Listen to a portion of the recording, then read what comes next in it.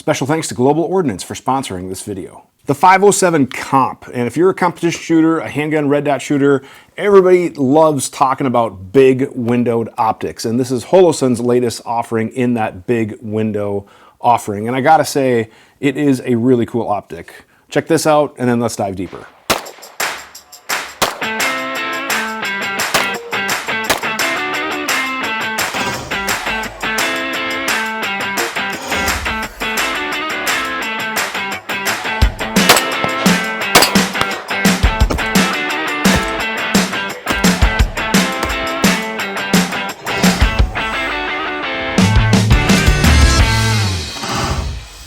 This has been the talk, and when you're watching this, these are finally out in the wild. They teased this a long time ago. They had it at SHOT Show, NRA, things like that, and they did some social media posts, but now they are officially in the wild. Now, I've been shooting one for a while. I had a pre-production sample that I got to shoot and evaluate, and then I have this production sample. So I have thousands and thousands of rounds between the two of them. So I feel pretty confident when I can speak to like durability issues, even though I've only had it over a few months. I've tried to put as many rounds through it as I could. Predominantly through my Staccato XC, being that this is a competition optic and they're promoting it as that, and this is kind of my most competition gun, even though I don't really shoot a ton of pistol matches anymore. And obviously I think one would argue too that the slide mass on this gun doesn't really give it a fair workout. So I will try to rotate the other one around to a different gun or whatever to probably give it a little bit more of a workout, and I'll probably check in on the future. But if you have any questions, you can drop a comment down below or, send us an email, that kind of thing. And by the way, if you have questions about this or anything firearms related, you can send an email to the email address shown. And at the end of the month, we have a live episode where we answer your questions and all that stuff. But back to the optic.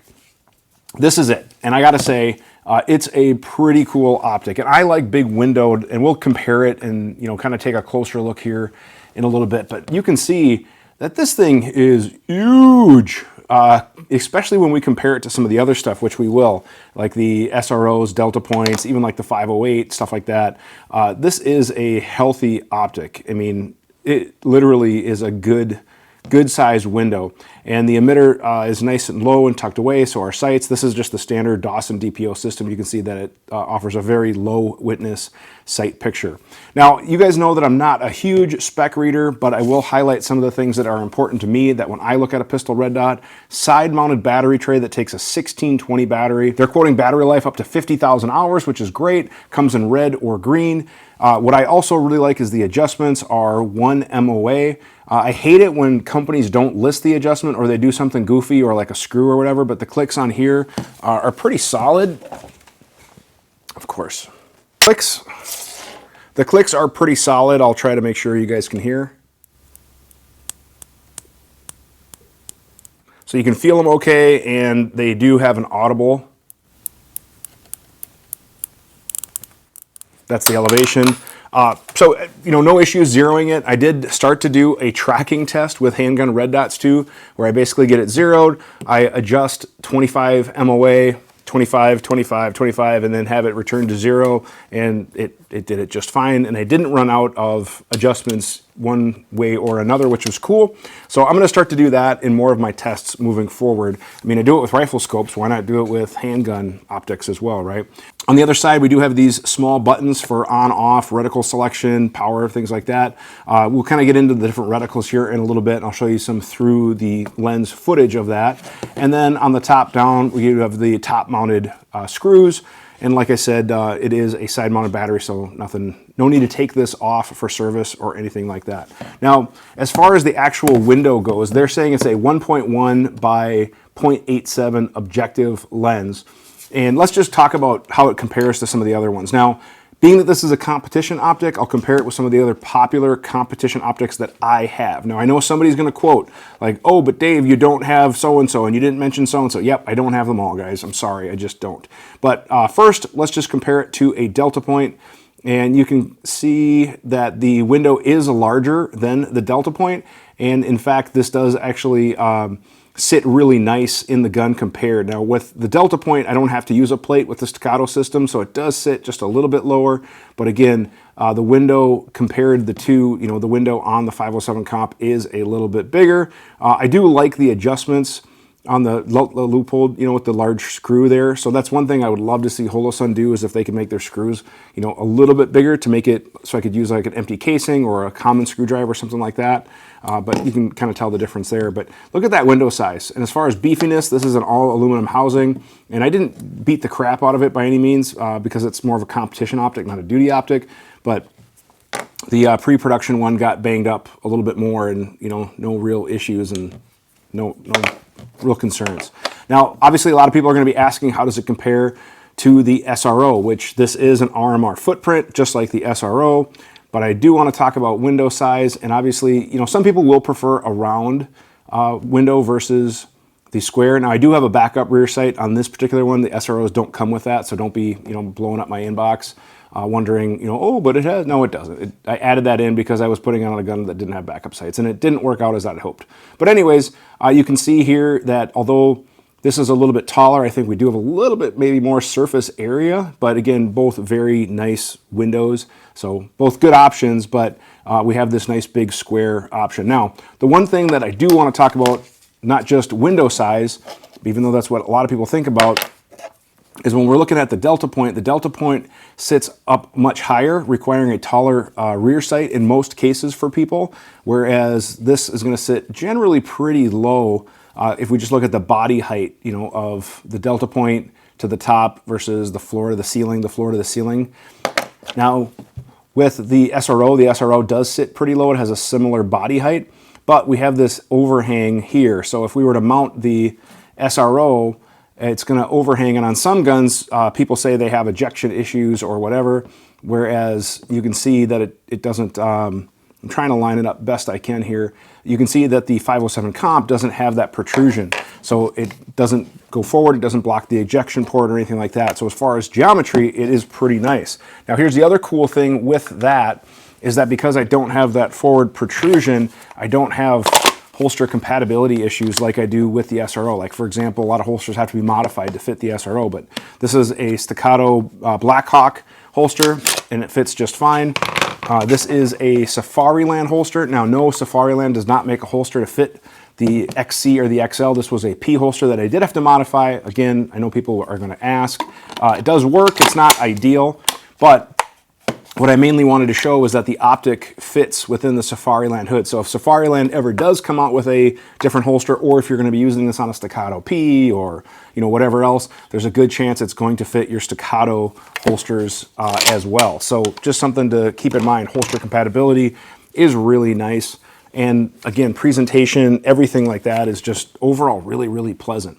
As far as other stuff, you know, people wonder what you get in the box. You get the tool, you get the cloth, you get your screws, all that stuff, RMR footprint. Overall, I really like it. Let's just take a quick close look at the optic. As you can see, it is a pretty well done optic body, no obvious machining marks, tooling marks, no quality control issues on my two samples here. Again, elevation and windage, mounted screws. They are taper screws, which most people are doing now. There is still a couple of older optics from other companies that use socket head cap screws with have a flat, which I don't like. Taper screws have a taper, and they kind of suck everything in and self-center, so that's good. I would expect that from Holosun. Side-mounted battery compartment, and obviously we have the RMR footprint, and nothing on the bottom here to worry about as far as battery or anything like that. It did fit all of my RMR plates, mounts, all that stuff just fine. And yeah, it looked pretty good. So that is a close look at the optic itself. Now, before we continue, I do have to give a huge shout out to Global Ordnance. Global Ordnance is the key sponsor of this video, and they provide all of the ammunition that I use in my videos, which is awesome. Now, they import and export billions of rounds of quality ammunition, and they make it available to you at awesome prices, and they have it. And if you use the code in the description, you're going to get free shipping on orders over 200. So even case quantities, which can usually be heavy and expensive to ship, use my code, free shipping for orders over 200 from our friends at Global Ordnance. Now, I've been running all sorts of their ammo, their own imported stuff, the brands that you know and love, the American import, whatever, they have it all, and I run as much ammo as I can, especially because I have the support of Global Ordnance helping me out with ammo, which is absolutely awesome. Check them out for all of your ammunition needs. They have great sales. They have all sorts of other cool stuff. That is Global Ordnance. Check them out and tell them that you heard it from me and use that code. Let's talk about the reticle, because that's one of the cool things about this. Now, I personally like just dots, right? I like just the center dot. And this has that. It has a nice center 2 MOA dot. And I don't know if this emitter technology is different from some of the other Holosun stuff, but I found this dot to be really crisp. Even with my prescription, I have a slight astigmatism now, and I found that this dot, even without my glasses, is pretty crisp. Like, it's one of the crisper Holosun, whatever you say it, compared to like their other stuff. Like the 508 has a little bit more of the grape cluster look to me, and then when I put my lenses on, it sharpens right up. But this one, even without lenses, like I only have prescription shooting glasses. I don't wear contacts or anything. And this one looks really good. So I don't know if they've changed their emitter technology or what, but what's cool is that this has a multi-reticle system. Now, I know what you're thinking. All the other Holosuns had that too, where they had the halo and the dot, but this one has different halos. So if you like small dots, use the center 2 dot. But it also has a ring around it that's 8 MOA, 20 MOA, and then 32 MOA. And you might be asking, well, what do I need all that for? And that's up to you. I mean, if you like it, great. But what I thought would be kind of a cool application is if they put this same reticle technology into some of their other optics that are a little bit more robust, like maybe like a 508 or something like that. That'd be really cool on, say, like a shotgun, where you could have the ring a certain size containing your pattern of buckshot or something like that. Now, with this, what I anticipated most people wanting to know was, how do the different reticles look on common competition targets? So what I'm showing you now is different yardages. The yardages and all that will be on the screen, but the plate is an 8-inch steel plate, and the cardboard is a full-size IPSC style cardboard, a full alpha through delta cardboard. And I'm showing you this at different distances through the camera, through the shooter's perspective, if you will, so you can see what the different reticles look like. Now, you might prefer just the center dot, but if you want maybe a larger dot and you want that dot to be more bold, you can turn the 8 MOA ring on, and then to me, it just looked like a big 8 MOA dot, especially if you turn the brightness up. Now, if you wanted kind of a smaller halo, there's that 20 MOA circle, and then obviously we also have the 32 MOA, and there's different combinations thereof, right? You can have just the dot, halos. I'm showing you all that right now, so you're kind of seeing that perspective. Now, truth be told, I'm probably going to stick with just the dot because that's what I'm used to, but some people like different things, and some people want that big bold dot for like hoser stages. Therefore, you could easily turn that 8 MOA, and like I said, as you saw, to me, it just looks like a big bold dot. And I'm trying to share with you guys things that you can't read on the website, things that I noticed as a shooter. Other things with the glass. What I also noticed is that, yes, there is a slight tint, but that's with every red dot out there because it has to have a reflective layer so that the dot just doesn't project through it. So with red dots, you're going to have a slight blue tint. With green, you're going to have a slight purple. We can get into the nerd science of all of that, but I found that the glass was crystal clear, generally speaking, for a red dot, and the tint was minimal. If you're looking at it, yes, you can notice it, but in real world, I didn't really notice it at all. And one thing that I was very happy to see was that there was minimal distortion and magnification. On some other pistol red dots, from a variety of brands, Holosun included, there can be a little bit of magnification where, especially if you're looking at an object, you pass the optic through that, you'll see that object kind of, magnify as you're looking through the window.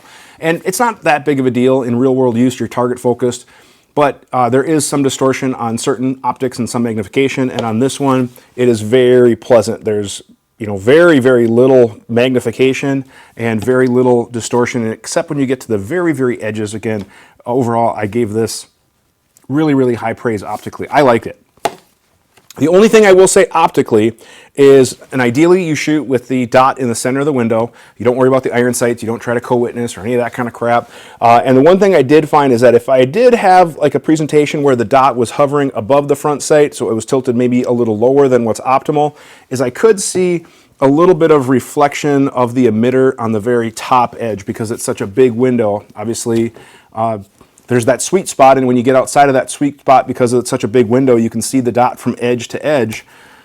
I could see a little bit of the emitter reflection at the top of the window, but that wasn't a big deal in real world use or anything like that. Other thing, speaking of edge to edge, is that I have a drill I call the 4 corners drill, where I basically purposely put the dot in the corners of the optic body, and then I shoot just to make sure that there is no weird parallax issues or distortion or causing hits to be weird, you know, things like that.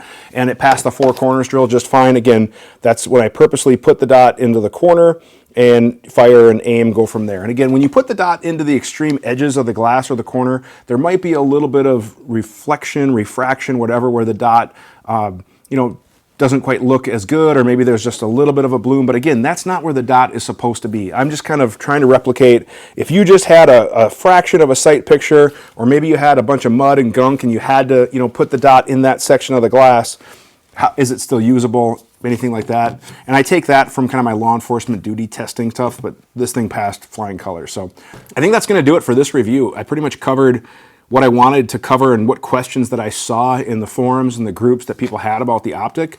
The one thing I didn't cover is pricing and availability, which as the time you're watching this, it is starting to become available towards dealers. MSRP for the red is $435, green is $470. Best number ever. That's my old call number. $435 to $470. Street price from your dealers is obviously going to be less because that is MSRP. My favorite place to get stuff is obviously Rainier, but I'll have links in the description on where you can score one for yourself. So that's going to do it for this guy. This is the Holosun HE507 Comp. If you guys have any questions, please don't hesitate to send a question to the email address shown below. That is the QA@gunsandtactics.com. At the end of the month, we answer your questions, and we have a live stream, giveaway prizes, all that cool stuff. Thank you very much for watching, and have a great day.